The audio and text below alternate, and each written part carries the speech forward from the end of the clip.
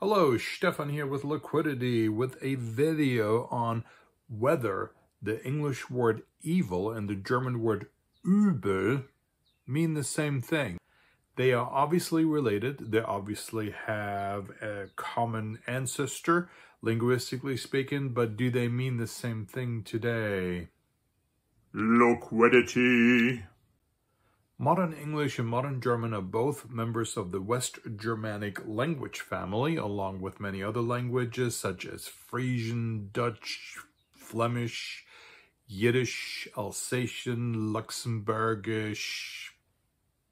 English, in its most rudimentary form, has its origins in what is today northwestern Germany. So it's not really a British language originally.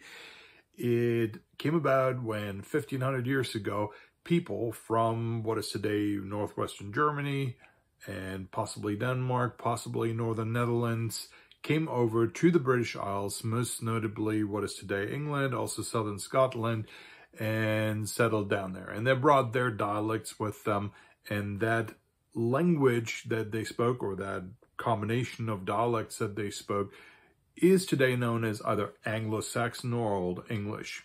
In Old English, we have a word that's spelled like this.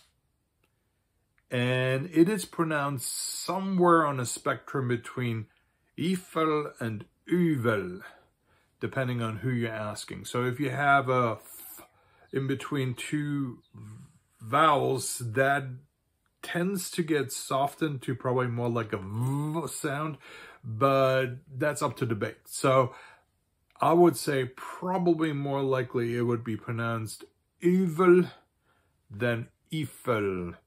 So this word EVIL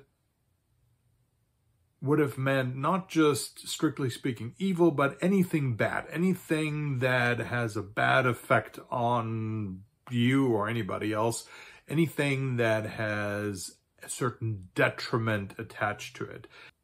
The German word übel has its origin in Old High German, where it would have been spelled like this, übel. The modern German word übel has a lot more in common with the Old English, the Anglo-Saxon word EVIL, in the sense that it is much more applied, much more pragmatic, more about what effect does this have on me? What effect does this have on others? What effect does this have on people in general? Both evil and übel can be both an adjective and it can be a noun. I'll give you a couple of examples of how übel may be used in German. So for instance, I could say, Ich nehme dir das Übel. Literally, that means I take this off you or from you as something evil or something bad. Sounds terrible in English. However, if I translate that into modern English, it would be more like, I resent you for this.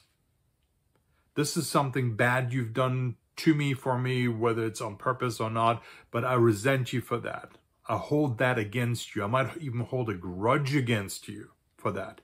Ich nehme dir das Übel. Another example of übel in German, mir ist es übel, which really means I'm feeling nauseous, I'm feeling sick, I'm getting sick to my stomach, I'm not feeling right, I feel like I'm getting sick with something, or maybe I ate something that's not quite right or quite good anymore. So, mir ist übel simply means I'm feeling sick. So, übel is a little bit stronger than just the word schlecht, which is the word that we have for bad. So, schlecht can also be used for sickness, as in mir ist schlecht, mir ist übel. You can use those interchangeably, but übel, I think, sounds maybe a little bit stronger, a little bit more ominous, maybe a little bit more old-fashioned also, maybe a little bit more lyrical, possibly. So let's talk about the modern English word evil. So evil, derived from Old Saxon üvel, means more than just bad, right?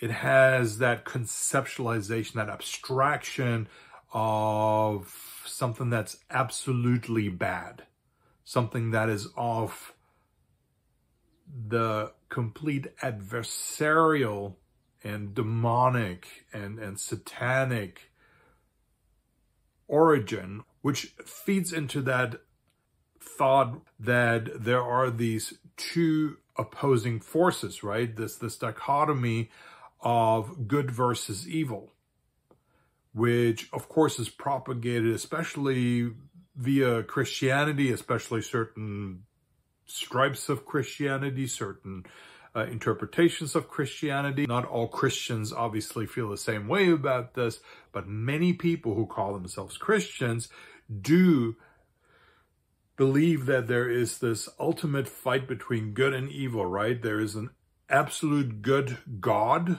then there is that absolute evil, which is represented obviously by satanic or demonic figures, by the devil himself, or Satan, or Lucifer, whatever you want to call him. And of course, Lucifer, that's a whole nother story, because Lucifer actually means light bringer. So how can a light bringer be bad? But that's a whole nother story. That's a good topic for another video, wouldn't it be? Anyways, so the German word übel doesn't really have that connotation, doesn't have that baggage, that Western civilization, Christian baggage. In that sense, it is more of a pre-Christian concept. It is much more pragmatic. You know, what affects me right now?